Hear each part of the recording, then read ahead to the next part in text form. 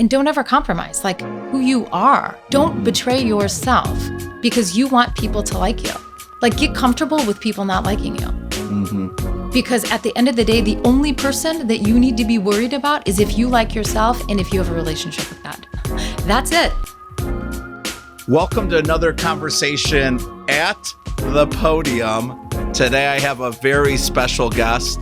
It's rare that I could say I share a home with our guest of the day, but I do. Samantha Amezcua, better known as an incredible human advocate, definitely the CEO within our home, and just somebody that's for everyone. Likely one of the most inclusive humans I've ever been around in my entire life.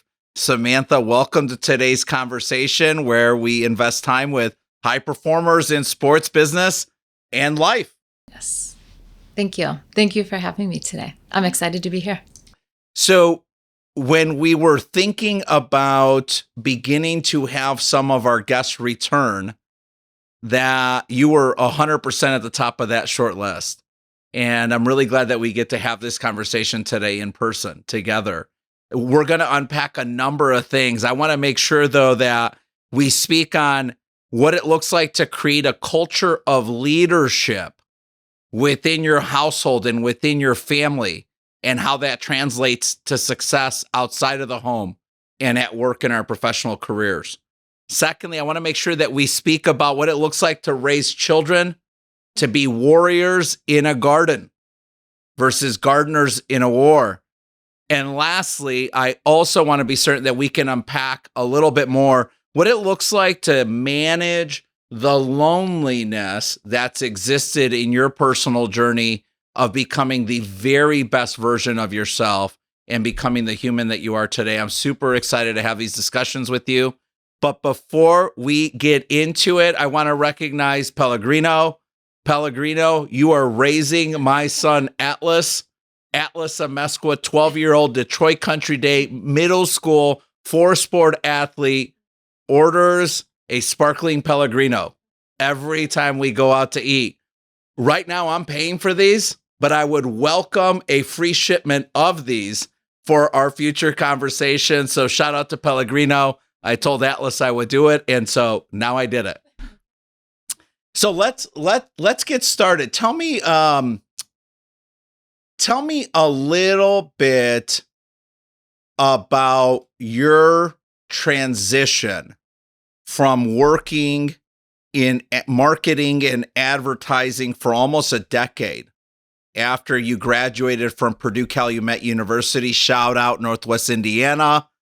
Talk to our listeners about your transition to go from being one of the head of households, working outside of the home, providing a very meaningful income to our quality of life then as we were beginning to grow our family, to then making the very significant decision to say, you know what, I'm going to become the CEO within the home, and I'm going to become the best example of what it looks like to be a great human to our children, Ava and Atlas. Yeah, so the transition was hard. It was not an easy transition for a multitude of reasons. And, you know, one of the reasons why I made the choice to leave working outside of the home is I wasn't always in alignment with what I was seeing that was happening in corporate America. And I felt like it really, it compromised my integrity. And as I was raising our second child, I wasn't willing to compromise that. Give us an example of that. Great question. So within the advertising world, we have been responsible or had been responsible for creating statements of work for our clients. And within those details, there was a lot of pressure to hit certain margins. And by hitting certain margins, you were manipulating or changing, so to speak, the hours to which you were billing your client. And I looked at that as being deceptive. I looked at that as not being truthful. And one of my absolute core values that I will never compromise is not telling the truth. And lying is something that I I hold myself to a very high standard, and I expect that from other people. And so what I realized is that as we were being asked to hit a 67% margin, I was compromising a core value that I had within my life, but it also was a core value that I knew I was going to instill in my children. And so I made the choice, which was one of the most empowering choices that I've ever made, to walk away from a large income to say, no, this actually doesn't work any longer. And as I was exiting corporate America, I was offered the opportunity to work at the same company for half my salary, for half the time, and I declined because I knew in that moment that I still was compromising the integrity and, again, the core value that I hold very, very high in terms of who I am as a person. But I also know at the end of the day, like, things are great in theory, and saying that I would work half the time for half the cost was not really accurate, because that's not how it works. So, taking and applying the, process, routine from what I had learned in corporate America it was not easy to do within our home. And it wasn't easy because you are putting in very thankless days. Nobody's telling you thank you. There are no barometers as to if you're doing a good job. Are you doing the right? I want to amend her last comment, and it should be noted that I do say thank you consistently, but maybe sometimes not taking the most thoughtful approach in how it's delivered. Yes. Would you agree? I would agree. And let me just add on that. When I say thankless days, what I mean by that, because I want to make sure that I'm clear and provide clarity, that is, excuse me, the thanklessness comes from you aren't working for someone. There isn't someone that says to you, sure, great job, or a client that says, oh my gosh, like, you delivered on time, under budget. That doesn't exist when you work within the home. And so being able to transition into an environment where you just have to know that you're doing your best, and you have to know, like, in time, as your children grow, that all of the nuggets, all the seeds, everything that you do in those moments, which I have to say, like, Parenting with Love and Logic is a book that I hold very near and dear to my heart. And it really taught me how to teach my children about choice and consequence. And it's super applicable in the business world. It teaches you about boundaries. And I can recall holding that book up like this, looking at my son and expressing choice and consequence at a really young age, at 2 and 3. And so, yes. And it's, it's one of the most powerful books that I've read. It's an easy book. It's a reference book. It's not a, small print, small font book, but it is one of the most powerful books that I would recommend to anyone that is starting a family to read, because when you teach your children the foundation of choice and consequence, that will transition into their teenage years, when they are forced, or they are faced rather, with things such as sex, drugs, and alcohol, which we know is inevitable. It's not about when it happens or if it happens, it's about when it happens. And that was really the foundation as to why I started reading that book, because I wanted to teach them, and it was something that I was concerned about.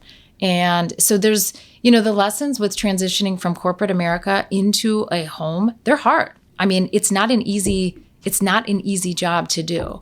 And, because I do have a lot of grit. I'm very ambitious.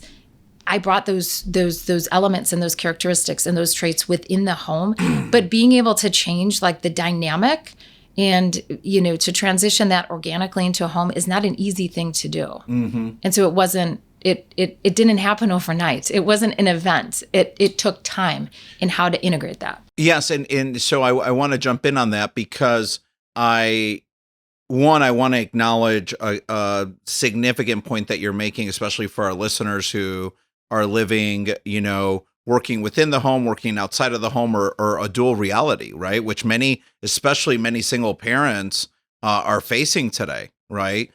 So I want to recognize that it was a process for you, right? And it wasn't as if in 2007 you weren't a mother, but somehow in 2008 you woke up and you had all the answers. You're referencing the book Love and Logic. Love it. I think at one time we might have even had 2 copies in the house. Yes. I think you might have gifted me one with subtle hints of, you better read this. And so I vividly recall that, but I also know that there were key people who were entering your life a dozen years ago that have been equally or in a greater way impactful to the type of CEO you've become within the home. Can you maybe share a little bit on those mentors, those relationships, and you could be as generic or as specific as you'd like? Sure. So 2 things came to mind immediately when you said that. One is my therapist, Joan, who I've talked about. And I knew that I would get emotional talking about her. She is,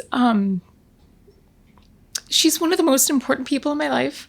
I've been so blessed, honestly, to have a relationship with her for 11 years and like a dedicated, committed, every week, every Monday. Every Monday at 1. Every Monday at 1. Don't book me at 1 on Mondays. It really, in a world where we have a stigma behind mental health. It was still happening 11 years ago, and it's still happening now, where we don't allow for those resources from a mental health perspective to be accessible. Mm-hmm. We also talk a lot of shit, and I can say that about people who have mental health conditions, and to have someone as your advocate, and not an advocate, but your mentor, you don't have to go through massive traumatic experiences to have a therapist. You could just be living life and needing a therapist and needing guidance and recommendations. And so I'll always pivot back to her mm-hmm. because she's been the most influential, one of the most important people in my life, hands down. And I love that you made that reference to Joan, because she, even, through you and through our children, has made such a tremendous impact on who I am, as flawed and imperfectly as I've gone through life, has definitely made so many incredible influences, right? I think about the one time we had that conversation when I was working with my boy, Ben Newman, one of my favorite humans on planet Earth. Ben was my coach for a number of years on a formal basis. Shout out to Ben, the man. And I remember us having the discussion of saying, well, if I have 2 coaches for me to be the best version of myself in business, hey, I need 1 or 2 coaches for me to be the best version of myself as the CEO of our family. Yes. And of our home. Yes. And I think I want to fast forward maybe about 7-8 years to when we had this conversation, which was about 4 or 5 years ago. And you finally started saying, okay, I have books. I read at night when everybody else is asleep. I have Joan on a weekly basis and on demand. I want more. And you started exploring other options. Can you maybe take our listeners through what that discovery process and experience was like for you, and maybe reference a few of the new relationships in your life that are additions to Joan, never replacing that significant place she has in your life? So I would say that it was probably around 7 years ago, maybe 5 to 7, that you and I did have that conversation. And I feel very strongly that if we looked at women who work within the home as a job, and we actually took some of the elements that we have within business, which is resources, conferences, seminars or coaches, and we applied that in the home, because it really is applicable to have the duality in both environments. I think that we would see a huge difference in within the home and within that person that's staying within the home, whether or not it's male or it's female. So as I've continued this journey, I have added more people within my life that have become really amazing mentors to me.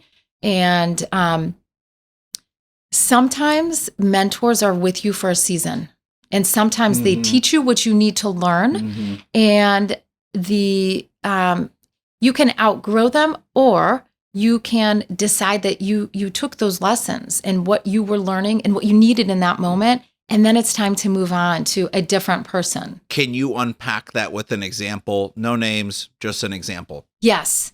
So there's been a couple of people in my life that I have been blessed to work with, to have experiences with. And we're all humans, right? Like, as you said, I'm imperfect, you're imperfect. Coaches have egos too.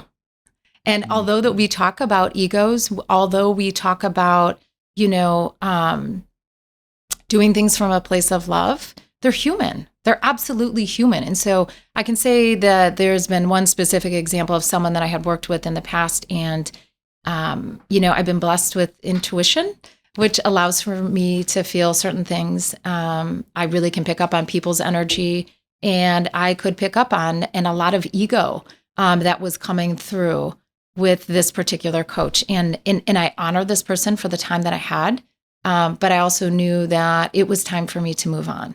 And I think, again, I go back to the word that I really, really love of duality. Like, I can be really grateful, but then also not be in alignment at the same time. So you can have multiple feelings at once. You can have mad, sad, bad, glad, and afraid. You can have all of those feelings at once. It's not black and white. You can't just say, like, I'm just sad and not anything else. Like, people want to pigeonhole you into a belief or into a feeling that actually you can have multiple. And so that's how I felt in that moment. I felt like grateful. I was really happy. But I don't know, I can't say that there's another feeling, so to speak, within the sort of spectrum that I just gave, but I can say that it was time for me to sort of move on to, to a new relationship or into sort of a different season in my life. I've also had another mentor that I've worked with that I could tell was sort of moving away from my alignment with God. And that part, that's okay. It's okay to recognize that I took things from that relationship, but again, it was time for me to move into a different direction. And I'm really, really grateful that I have people in my life, like a Diana, who, I mean, I care so deeply for her. Teresa, a woman that I met when I was learning about somatic breath release.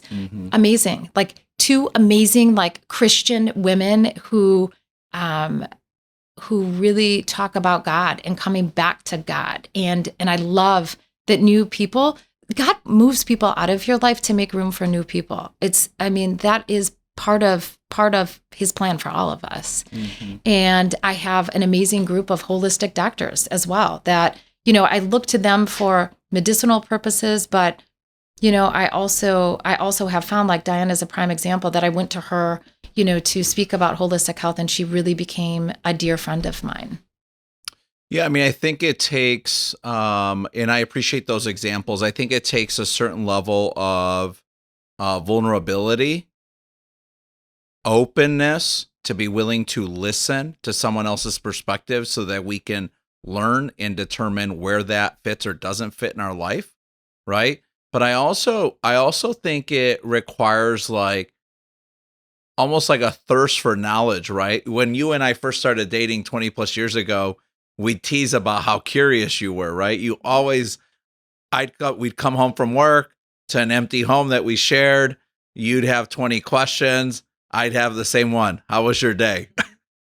Or like when the boys ran the Blue Ox at the agency, and I just would ask about the Blue Ox and, like, how are the guys, right, in the Blue Ox? But it takes a certain level of curiosity, whether it's just who you are or it's a forced sort of intention and allocation of your time to say, I need to learn more. I need to empower myself. I want to pivot to something that you've consistently said about running a high performance home, the way you run a high performance business. And it's your reference to Everything Matters, Starbucks Experience Chapter 2, Everything Matters, and the way you do one thing is the way you do many things. Absolutely. Can you share a little bit about why that really resonated with you at such a young age and how you've been able to apply that into a very busy, dynamic home and work environment as we serve and lead the organization we do in Michigan? So I would say that my work ethic and the way that I sort of balance life began at a very young age when I was 15. So Yes. I started to work at Ponderosa at a restaurant that required me to be a server, and I actually left high school half day to go work at this restaurant. And I was working, I think at that point at 15, I can't remember what the cap was on child labor laws, but I worked as much as I possibly could. And then when I turned 16, I was working 6 and 7 days a week. So for good or bad, there are lessons in everything, right? Do I wish that things were different? Sometimes, but I also remind myself that working at a young age and being able to balance and trying to balance being in high school and working. And I did the same thing when I went to college. I was working 6, 7 days a week, but I also at that very young age was taught about work ethic. I had my own car. I had my own insurance. And so that carried out through my collegiate years when I did decide to go to a college that was nearby my home. And I think part of the reason was that I was one of 4. I'm the oldest of 4. Mm-hmm. And, I paid for my books. Mm-hmm. I think I became accustomed to working. I mean, I had responsibilities from a financial perspective. So I had to pay for my car. I had to pay for my insurance. Yeah, let's be mindful. You had a significantly nicer car than I did when we met, and I was already out of college working full time. It was the tips, right? The tips from the restaurant.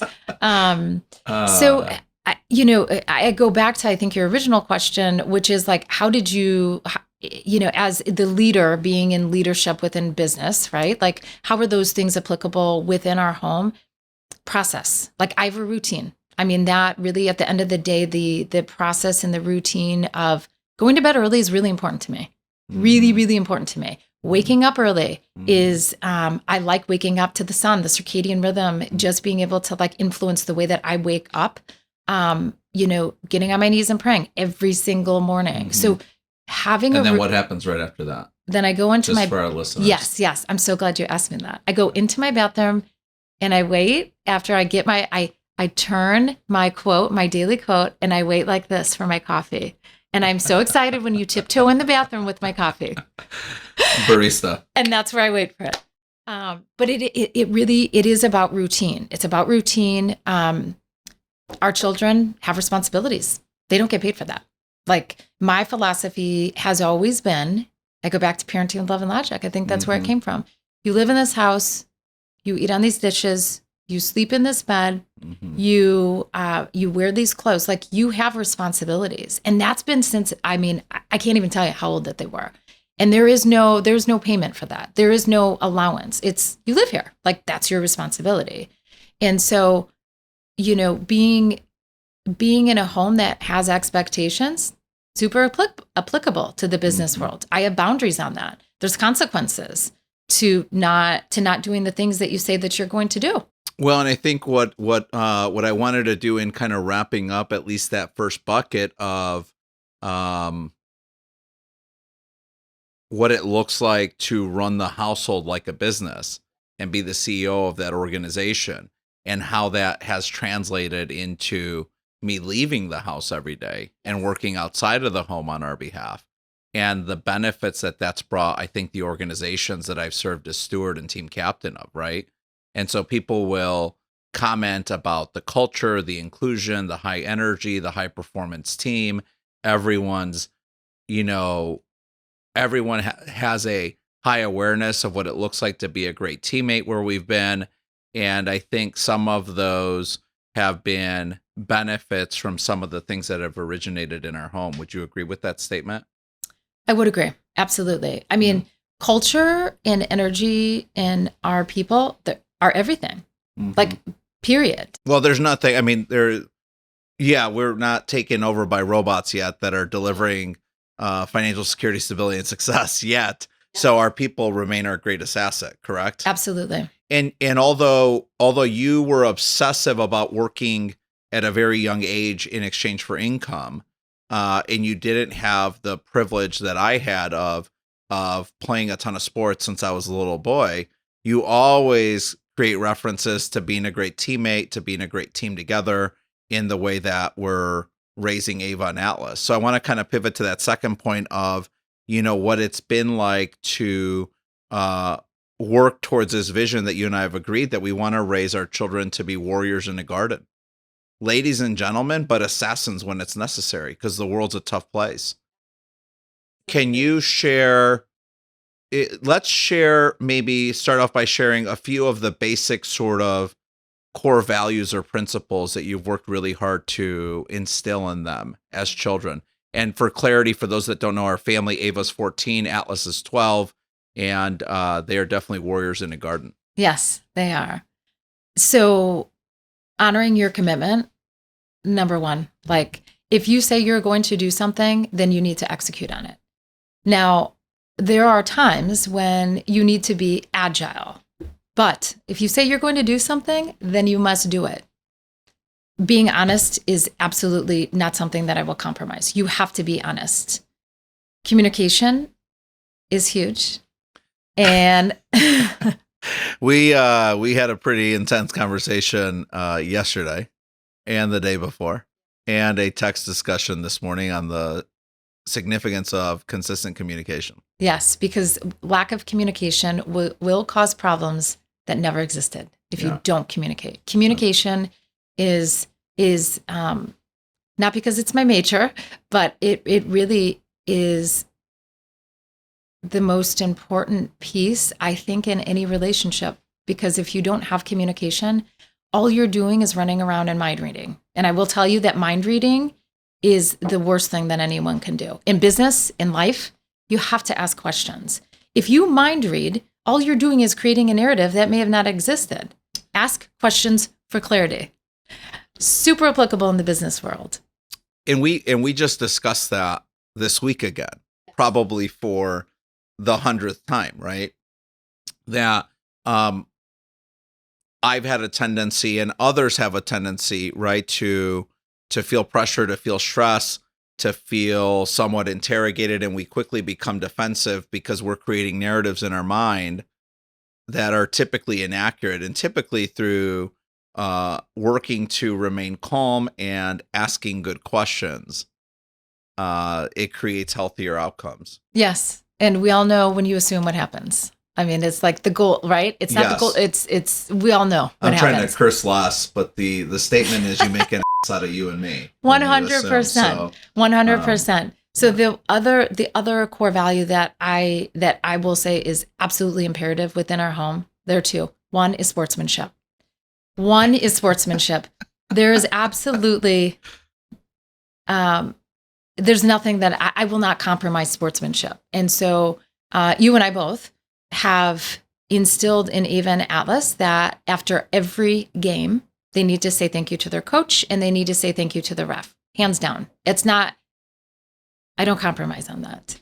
And being a good player on the field it's imperative. It really, really is. And regardless on if you agree with a call, you don't agree with a call. You are playing a sport, soccer, for example, where somebody's playing dirty. Stay in your integrity. Just because they play dirty doesn't mean that you play dirty.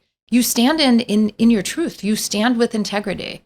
And sportsmanship is it's a must. It's a must. And and when you reference saying, playing good or playing well or playing great, like the expectation of that is what we're expecting for them is to give their best. That was the fourth thing. Absolutely. Right? That was exactly what I was going to say. It's the expectation that if you're going to show up, then you have an obligation to give your best first for yourself, but also for your teammates.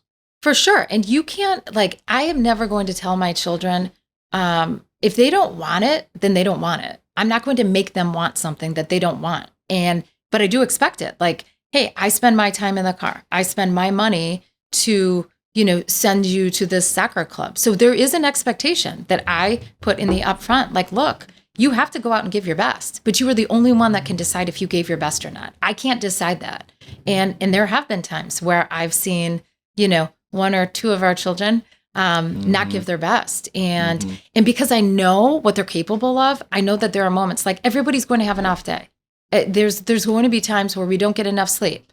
where we don't eat the right nutrition, where we don't have enough water. But there's also times when like we go out and we don't give our best. And that's something that I have an issue with. Let's stay there for a second, because I think the lesson there in that comment is that, again, Starbucks Experience Chapter 2, because we agree that everything matters.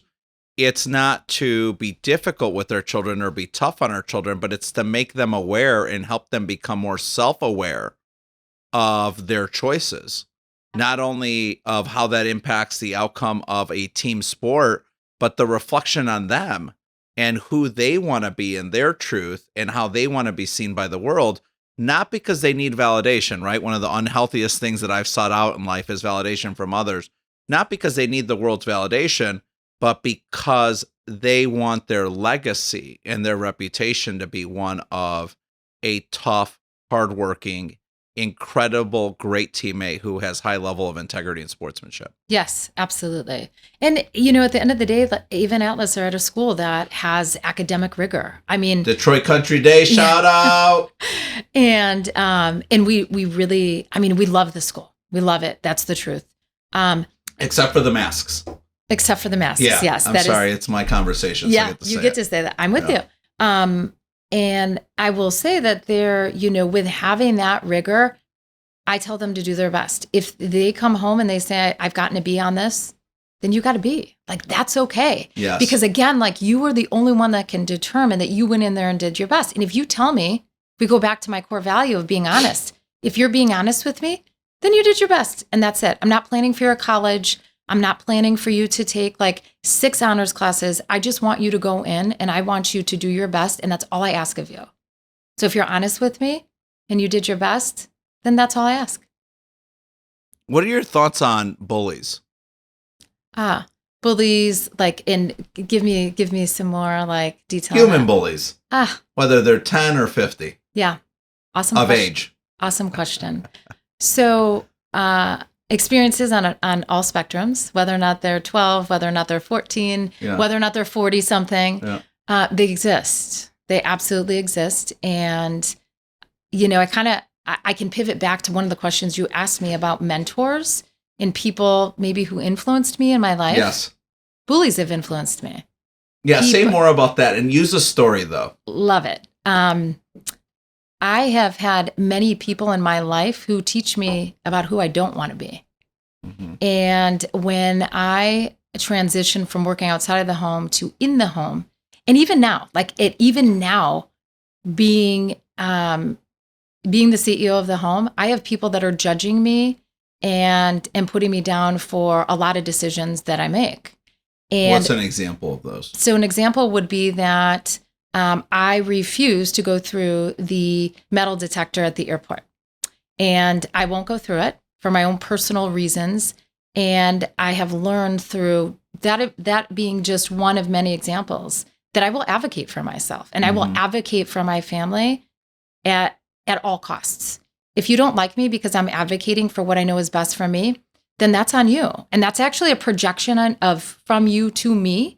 And I've been bullied at the airport. People have many times. And it's my right. It's my right to say, no, I'm not going through there. Yeah. There have been bullies at school that I've worked with my children, specifically my son. And what I've learned through that process, though, is I also can't make him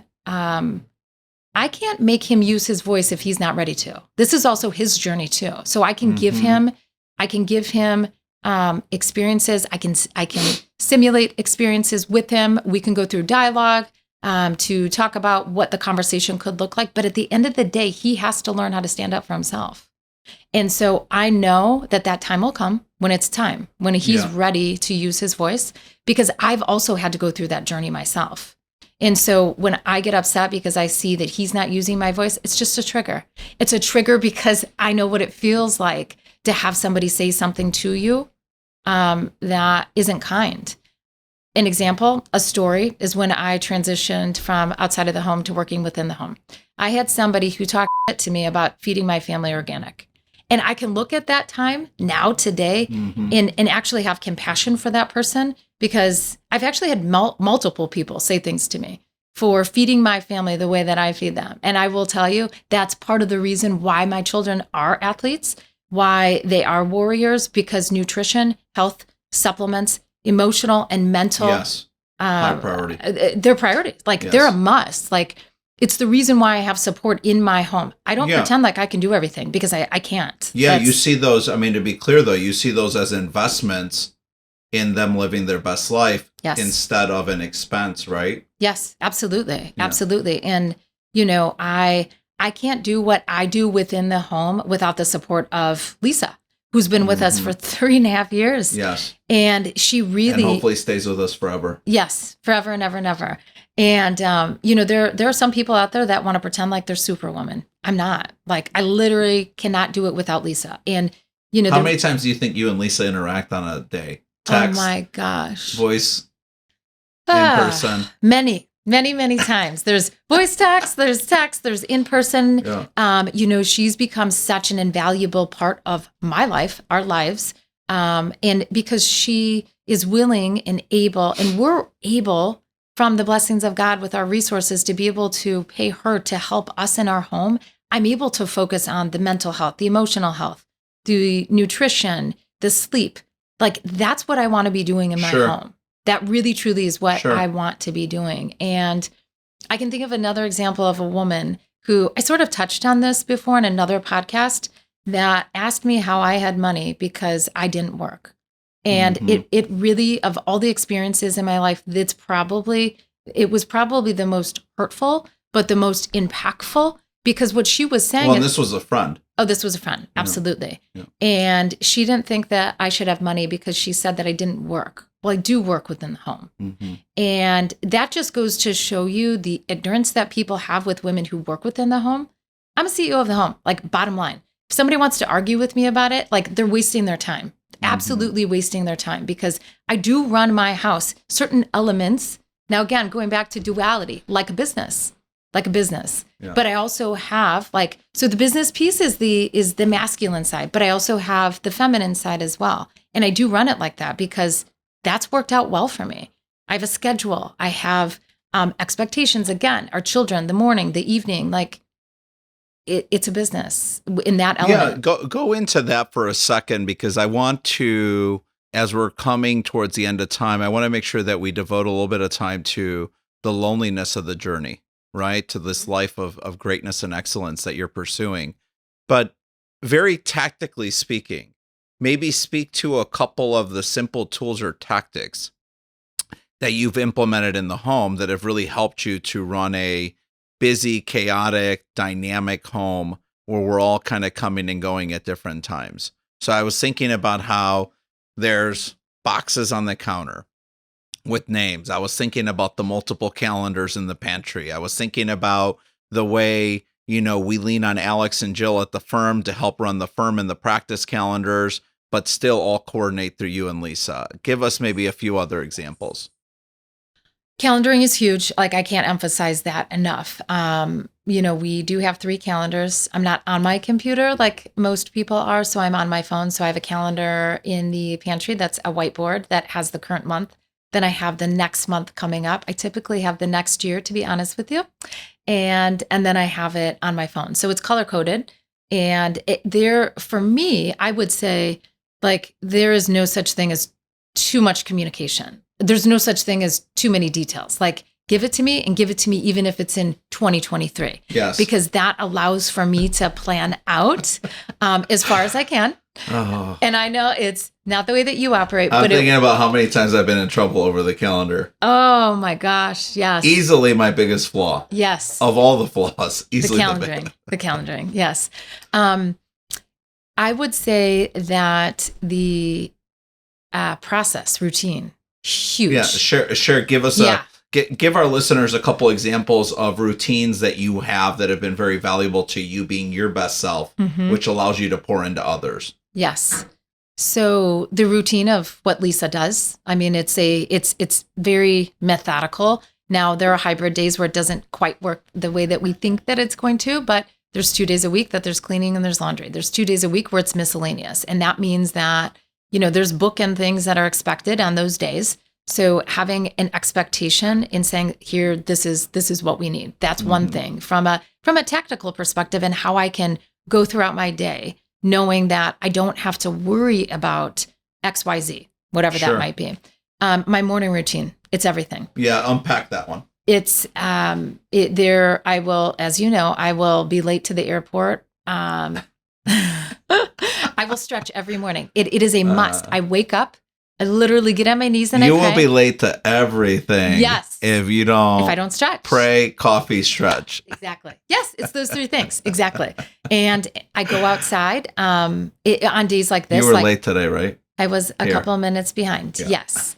I didn't go outside though, because it was raining. But I will say that getting outside and getting 20 minutes of vitamin D is huge for me. It's huge. And that stretching, like that routine, it starts my day. I mean, it is one of the most important things that I can do to set me up for success, hands down. Yeah. The end of the day is another like my bedtime routine. Like that allows for the beginning of the day and the bookend of the day. I have the pillow, I've got the blanket that I like, I have the things that I take so that I can sleep, and we pray. And we shut off the circuit breaker for those that are curious. We don't have any energy in the house. We have no Bluetooth on. We put the cooling down to like 65 degrees, and I sleep really, really well because of that. So those routines are huge and routines in business are huge. Like you have to set yourself up. You have to have a system in place. If you don't have a system, how are you operating at your full potential? Yes. And so that helps us pivot into our final topic. I mean, you and I have had the conversation many times that the war is truly won in the mind. The decision first must be made to pursue greatness.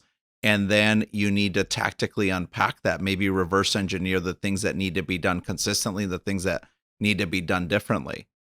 You've been on a pretty lonely journey pursuing that, right? I think of how many relationships we've kind of just lost over time where priorities may have been different, the vision for life may have been different, or I think sometimes you've been just misunderstood as to what's important to you and why.